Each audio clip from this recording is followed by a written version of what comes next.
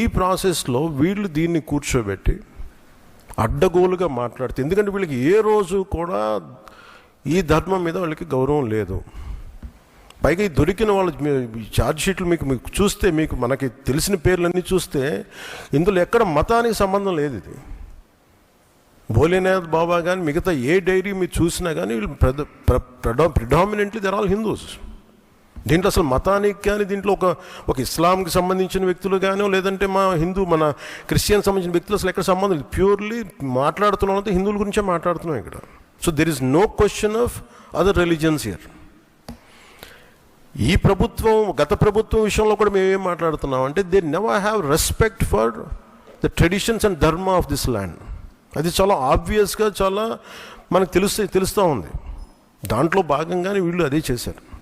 చూసి ఈరోజు మాట్లాడి క్షమాపణ అడగకుండా తప్పు జరిగిపోయింది.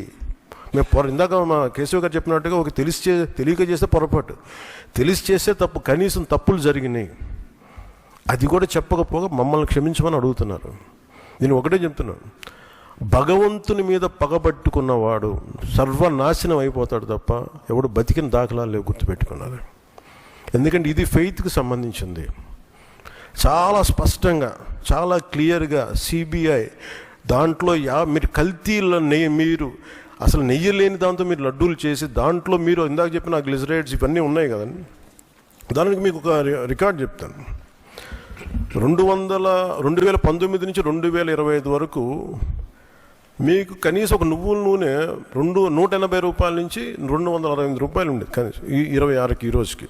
సో వీళ్ళు సప్లై చేసే కాడికి మామూలు బజార్లో దొరికే ఒక నెయ్యి కనీసం 420 రూపాయలు కిలో. 2019 460 రూపాయలు, 2020 21కి 500 రూపాయలు. అలాంటి నెయ్యి వీళ్ళొక్కళ్ళకి మనకి 300 నకిలీ 319 రూపాయలు ఒకటి, 329 రూపాయలు ఒకటి, ఇవన్నీ కూర్చోబెట్టి ఈ నెయ్యిని సప్లై చేశారు. దీన్ని బట్టి మనకు అర్థం, దీన్ని బట్టి బేసిక్ ఒక హౌస్ వైఫ్ చెప్పగలరు, ఒక గృహిణి చెప్పగలదు ఇది ఎంత కల్తీ జరిగిందనేది. ఇలాంటి నెయ్యిని కూర్చోబెట్టి ఇది భగవంతుడికి ఇచ్చి ఈరోజు బుకాయించి తప్పులు చేసి మళ్ళీ ఈరోజు ఏం లేదని మాట్లాడుతూ ఉన్నారు వీళ్ళు. మీరు వివేకానంద రెడ్డి గారు పబ్లిక్గా మర్డర్ జరుగుతుంది, రోడ్డు మీదకి వెళ్ళి చిన్నపిల్లవాడికి తెలుస్తుంది అత్యంత హేయమైనగా చంపేశారని. అది మర్డర్ కాదు, గుండెపోటని చెప్తారు. వెండి విగ్రహాలు పోతే, అమ్మవారి విగ్రహాలు పోయిందంటారు. విగ్రహం కాల్చి ఎవరిన అపవిత్రం జరిగితే ఎవడు పిచ్చోడు చేశాడు అంటారు.